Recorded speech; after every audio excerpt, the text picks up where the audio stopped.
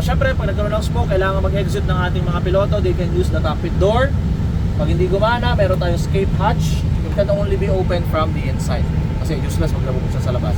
Worst possible scenario, pag hindi pa na sila makalabas, they can use the slide window. And then may tali dyan. Sa taas ni sir, may rope and escape rope.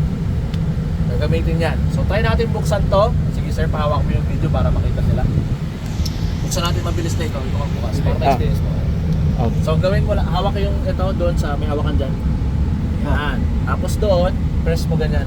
Press. Tapos baba mo. Yun. Yan. Tapos sarado mo lang. Pag sarado, ganoon lang ulit, press. Matigas lang yan. Pag sarado.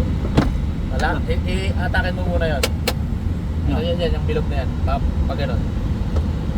Yan, sige. Just press mo ulit, tapos sarado. Yun.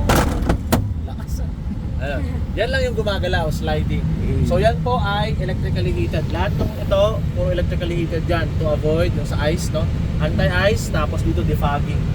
Para hindi magkakaroon ng fog. Diba sa kotse natin minsan nagkakaroon ng fogging. So para maiwasan yung fog na yun, electrically yan. Ang control niyan is na mas kabisado na siya. Ito, probes and heat natin. Once you press this, iinat yung mga probes natin sa baba, and then of course yung window natin. Isang ano lang sila, isang push button, pero dalawang computer yan. Probe heat computer, tsaka window heat computer.